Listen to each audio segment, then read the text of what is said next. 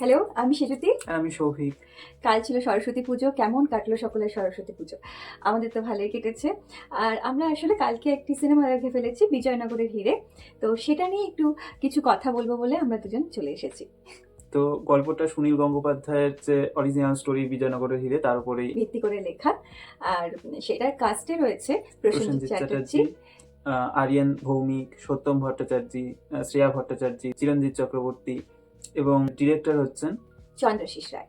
তো এবারে গল্পের স্টোরিটা যদি আমরা অল্প করে বলি, তো বিজয়নগরে একটা অতি প্রাচীন এবং অত্যন্ত মূল্যবান একটা হিরে রয়েছে, যে হিরেটার সাইজ অলমোস্ট একটা মুরগির ডিমের মতো এবং তার জৌলুস মানে কোহিনূরের হিরেকেও হার মানা, এরকম একটা হিরে যেটা আদৌ অ্যাকচুয়ালি এক্সিস্ট করে নাকি এটা শুধুমাত্র ঐতিহাসিক কিছু মিথ, সেই জিনিসটা নিয়ে একটা কনফিউশন রয়েছে।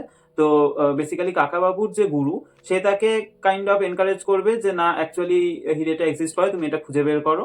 এবং তারপরে নানা ঘটনা ঘটবে। মূল বিষয়টা হচ্ছে যে কাকাবাবু কি হিরেটা অ্যাকচুয়ালি পাবে নাকি গল্পে যারা অ্যান্টাগনিস্ট রয়েছে তারা আগেই থামিয়ে দিয়ে তাকে এই হিরেটা কোথাও একটা পাচার করে ফেলবে আর কি। তো এই কনসেপ্টের উপরে গল্পটা। এবারে যদি আমরা কিছু ভালো দিক বলি, তো কিছু পজিটিভ সাইড যদি আমরা এটা নিয়ে আলোচনা করি, তাহলে প্রথমেই বলছি অ্যাক্টিং। প্রত্যেকের অ্যাক্টিং খুব ভালো, খুব ম্যাচিওর। সাপোর্টিং কাস্টটা স্পেস পেয়েছে, মোরালেস ঠিকঠাকই ছিল। তবে এই বিষয়ে আমাদের আরেকটু কিছু কথা আছে, যেটা আমরা নেগেটিভ কিছু সেকশন যেটা রেখেছি সেটাতে আমরা বলছি। লেন্থ ওয়াইজ সিনেমাটা ছোটই, মানে 2 ঘন্টার চেয়েও কম, তো ন্যাচারালি সেটা বোরিং ফিল হবে না অতটা। আর তার সাথে ক্যামেরা কাজও খুব ভালো, আর এডিটিংও আমাদের বেশ ভালো লেগেছে। এডিটিং প্রত্যেকটা জায়গার, এটা অ্যাকচুয়ালি যে মোডে তৈরি হয়েছে সিনেমাটা, গোটাটাই একটা ফিল্টারে দেখানো হচ্ছে। মানে হয় স্কেপিয়া মানে বা নয়তো ব্ল্যাক অ্যান্ড হোয়াইট, এরকম করে একটা মিলিয়ে মিশিয়ে একটা দেখানো হয়েছে। তো গোটাটাই বেশ সুন্দরভাবে দেখানো হয়েছে, এডিটিং আমাদের বেশ পছন্দ হয়েছে। তো মোরলেস সিনেমাটা এন্টারটেইনিং, এটাই আমাদের মোটামুটি ভালো দিকের মধ্যে ছিল। কারণ ভালো দিক অ্যাকচুয়ালি খানিকটা বলা চলে সীমিতই, এটা একটা অ্যাভারেজ সিনেমা বলা চলে। মানে কাকাবাবুর বা ফেলুদা এই ধরনের থিমের উপরে যেসব বেস্ট সিনেমা হয়, অনেক বেশি একটা এক্সপেকটেশন থাকে, তো সেইটা রিচ করেনি। এটাকে একটা খারাপ সিনেমা একদম মোটেই বলা যায় না, কিন্তু এটা অ্যাভারেজ সিনেমা, এটাকে কখনোই মানে খুব ভালো সিনেমা এই দলে ফেলা যাচ্ছে না। তো এবার আমরা একটা একটা করে নেগেটিভ পয়েন্টস যেগুলো সিনেমা, সেটা বলি। তো প্রথম যেটা মূল বক্তব্য সেটা হচ্ছে যে মেইন গল্পের যে অনেক সিকোয়েন্সেস রয়েছে, যারা গল্পের স্টোরিটা আগের থেকে পড়েছেন তারা অনেকটা বেশি রিলেট করতে পারবেন, বা যারা অনেক অডিও স্টোরিও অ্যাভেলেবেল আছে সেটাও যদি আপনারা শুনে থাকেন তাহলে আপনারা রিলেট করবেন যে এখানে অনেক ইম্পর্টেন্ট সিকোয়েন্সেস মিসিং। একদমই তাই, ঠিকই বলেছিস। অনেক ইম্পর্টেন্ট সিন আছে যেগুলো একদমই নেই। মানে আমরা গল্পটা যখন পড়ছি তখন আমাদের ইমাজিনেশন, একটা খুব সুন্দর একটা ইমাজিনেশন আমরা করতে পারছি। আর সেই ইমাজিনেশনটা আমি সামনে দেখবো করে গিয়েছিলাম, গিয়ে আমি সেটার অ্যাকচুয়ালি বলতে গেলে কিছুই পাইনি। সেখানে গল্পের মধ্যে প্রচুর অ্যাকশন সিন ছিল। হ্যাঁ, এই যে হিরেটা প্রথমে মানে হিরেটা পাচ্ছে বা হিরেটা পেয়ে যাবে, এখানে অ্যাকচুয়ালি না আমাদের আমাদের আলাদা করে যে বলে দিচ্ছি বা কিছু, সেটা নেই। কারণ আপনারা সিনেমা হলে গেলে আপনারা সিনেমাটা দেখতে গিয়েই আপনারা প্রথমেই প্রেডিক্ট করে ফেলবেন গোটা গল্পটা। এখানে আলাদা করে যে বলা হচ্ছে ওরকম কিছু ব্যাপার স্যাপার হচ্ছে না খুব একটা।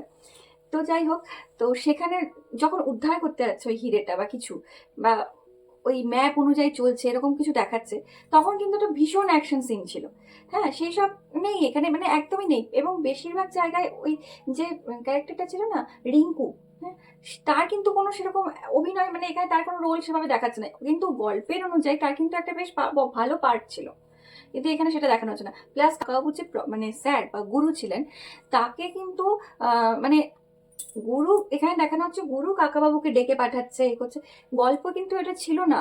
গল্পটা কিন্তু একদম অন্যরকম ছিল, যে যারা গুন্ডা তারা ধরে রেখেছে এবং সামহাও ওরা ওখানে ঘুরতে গিয়ে ওনার সঙ্গে দেখা হয়ে যাচ্ছে, এই ছিল গল্পে। এবার এখানে গল্পটা এখানে একদম অন্যরকম করে হয়েছে। তো যারা গল্পটা পড়েছেন বা অডিও স্টোরি ও যা বললো সেটা শুনেছেন, তারা দেখতে গেলে হয়তো আপনাদের ওই ইমাজিনেশন লেভেলটার সাথে ম্যাচ করবে না, বা আপনার যে এক্সপেকটেশন নিয়ে যাবেন সেটা একদমই ম্যাচ করবে না। বাকি যারা গল্পটা পড়েনি, তারা হঠাৎ করে ওই দেখতে গেল, তাদের হয়তো ভালো লাগতে পারে, কিন্তু সত্যি কারণ কথা at the end of the day Sunil গঙ্গোপাধ্যায়ের যে কোয়ালিটি অফ রাইটিং, সেটার তো ছাপ রয়েছে, তো যার জন্য অরিজিনাল স্টোরিটা তো অবশ্যই যথেষ্ট ভালো। হ্যাঁ, তার এবার সেটার উপর করা হলে তো অসাধারণ হতো, আমি জানি না কেন সেগুলো করা হয়নি। মোস্ট প্রবাবলি বাজেট কনস্ট্রেন্টস এর জন্য হয়তো করা যায়নি। মানে সিনেম্যাটিক যেসব ইম্প্রোভাইজেশন করার চেষ্টা করা হয়েছে সেগুলো দাঁড়ায়নি অতটা, এবং সিনেম্যাটিক মুভমেন্টস খুব একটা এই সিনেমা প্রোভাইড করতে পারে না।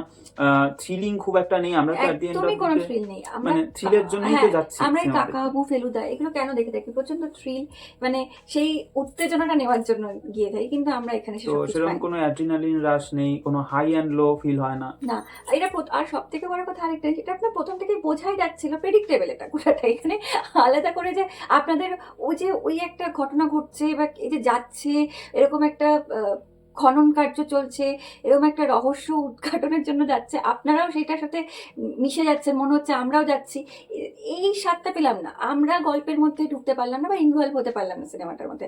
মানে কোনো রকম নন লিনিয়ার ওয়েতে গল্প বলে প্রেজেন্টেশনটাকে যদি আরেকটু কৌশলে হ্যাঁ, করা যেত, তাহলে হয়তো সেই থ্রিলটা দর্শক ফিল করতে পারতো, কিন্তু সামহাও সেই জিনিসটা করা যাচ্ছে না। না, এবং যেটাই কাকাবাবুর গল্পের আরেকটা মেজর পার্ট, যে কাকাবাবুর অ্যাক্সিডেন্টের জন্য যে একটা পা নেই বা সে নিয়ে হাঁটে, সাপোর্ট নিয়ে হাঁটে, সেটাতে তার বিভিন্ন অসুবিধা হয়ে থাকে বিভিন্ন সময়।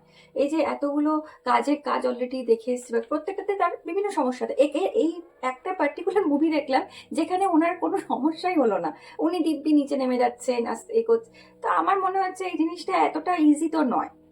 তো কোথাও গিয়ে ওই জায়গাটার তালটা কেটে গিয়েছে।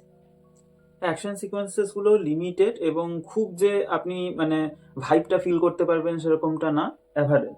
আরেকটাও ছিল, সেটা হচ্ছে মানে ব্যাকগ্রাউন্ড মিউজিক খুব একটা হাইফাই কিছু ছিল না মিউজিক, মানে খুব একটা ভালো লাগবে তা নয়, গান অত বেশি সীমিত ছিল। সীমিত ছিল।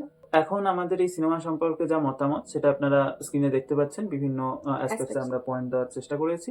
তো তার যদি অ্যাভারেজ করা যায় সেটা পাঁচটা 6.4। 4 আউট অফ 10।